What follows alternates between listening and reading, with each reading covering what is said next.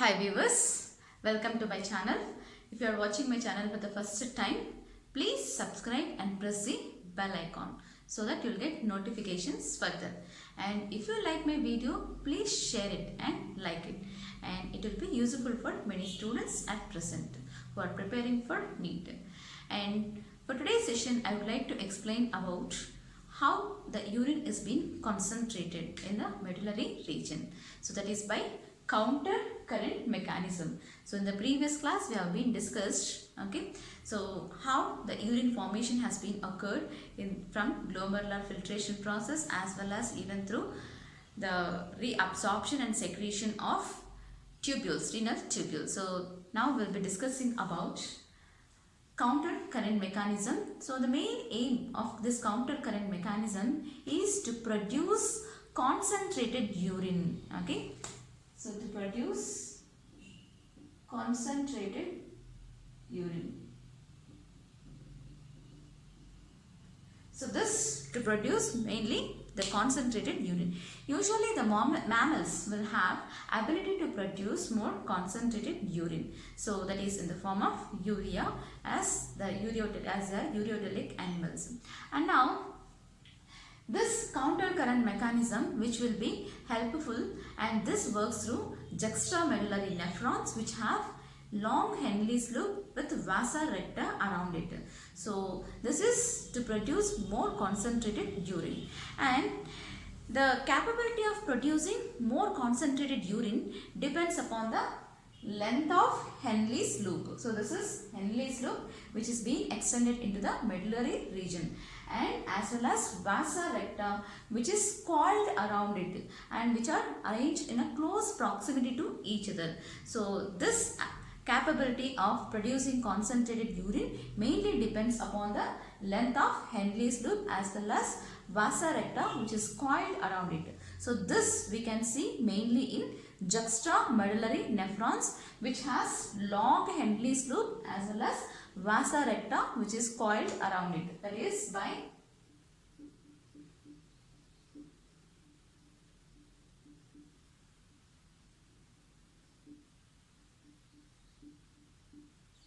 juxtamedullary nephrons which have long Henle's loop and vasa recta which is coiled around it. So in the previous class we have been discussed how the renal fluid which will be flowing after collection of nephric filtrate from the Bowman's capsule next to PCT, and then from PCT it will be leading down, that is through descending limb of Henle's loop which is in the medullary region. And now, so this here in the descending limb of Henle's loop there is water reabsorption will be occurring. So as water reabsorption is occurring into the interstitial fluid, now there is increasing of concentration, increasing of osmolarity concentration. So the concentration gradient increases when it is going deep into the medullary region up to 1200 osmolarity. And now when it is moving towards the ascending limb of Henle's loop, so here it is impermeable to water but it is permeable to chloride, sodium chloride ions. So sodium chloride will be reabsorbed into the interstitial region. Again the concentration will be decreased when it is moving up to the DCT region. So now again from the DCT again more water reabsorption takes place as well as even in the collecting duct the water reabsorption takes place, and now this produces more concentrated urine.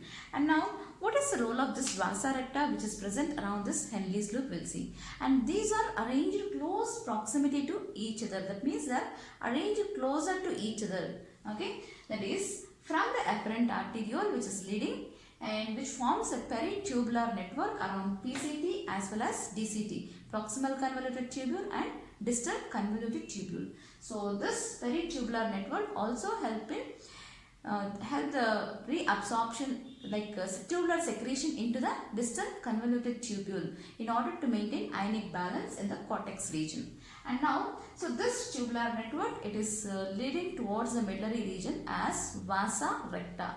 So this is vasa recta which is lying close proximity to the Henle's loop, and it forms a coil around, it will be coiled around the Henle's loop. So you can see the coiling around the Henle's loop. So now this will be descending limb of vasa recta. So this will be descending limb of vasa recta, which is close proximity to the ascending limb of Henle's loop. Okay, so this is descending limb of vasa recta. So now in the ascending limb of Henle's loop, urine is flowing, whereas in the descending limb of vasa recta, the blood will be passing. So this is through descending limb of Henle's loop.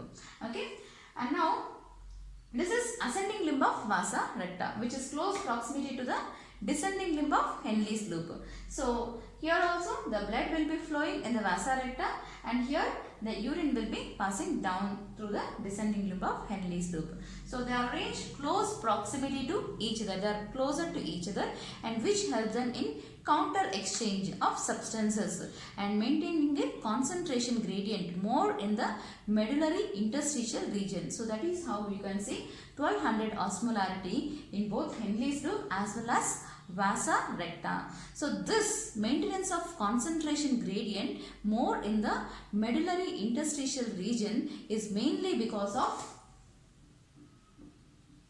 sodium chloride as well as urea. Okay, so the concentration gradient, the increasing of concentration gradient in the medullary interstitial region, that is mainly because of sodium chloride as well as urea. So now let's see how this exchange will be taken place between them. So now just now we have been discussed. So through ascending limb of Henle's loop, NaCl, that is sodium chloride, will be reabsorbed into the interstitial region. Okay, so through thin part as well as thick part as well as thin part of ascending limb of Henle's loop, sodium chloride is being reabsorbed.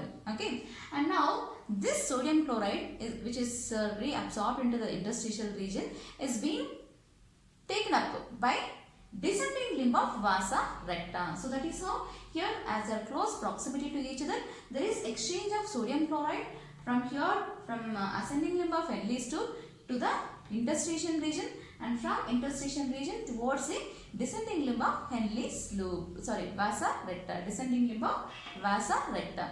So now, as it has taken sodium chloride, that is descending limb of vasa recta, their concentration will be increased. So here it is 300, okay, and now here around it will be 400, and now it will be around 600, and now slowly the blood concentration, osmolarity concentration will be increased as it has been taken up sodium chloride. So now even here you can see 1200 osmolarity, the concentration gradient, that is because of sodium chloride is being secreted into the vasa recta from the interstitial region. And now this blood which will be passing through ascending limb of vasa recta, so which is more concentrated now, and it gets hypotonic now. Hypertonic is here, okay, and now here, as we have seen from the Henle's loop, water is being reabsorbed into the interstitial region. So from here, from this interstitial region, now the water is being taken up by ascending limb of vasa recta, as well as sodium chloride is being released out. Sodium chloride is being released to the interstitial region. So here it has taken, and here it is been releasing again back to the interstitial region. So the concentration obviously decreases. Okay, so that is from 1200 osmolarity, as the sodium chloride is being moving out from this blood, the concentration, osmolarity concentration will be decreased. So this will be again back to the renal vein. So that is how there is exchange of substances which keeps interchanging. We say it as counter exchange mechanism or counter current. So it is like something giving and taking, and maintaining the fluids there itself in the interstitial region to produce mainly the highly concentrated urine, and to maintain the fluid balance in the interstitial region. Okay, and now one more we have been discussed, not only NaCl, even urea. So what is the role of urea? So we have seen some amount of urea is being from the interstitial region, it is being secreted into the ascending limb of Henle's loop. Okay, so now this will be returned back from the collecting duct into the interstitial region. So this is how the urea is being taken up here through ascending limb of Henle's loop. It is again sent back through collecting duct in the collecting that into the interstitial region.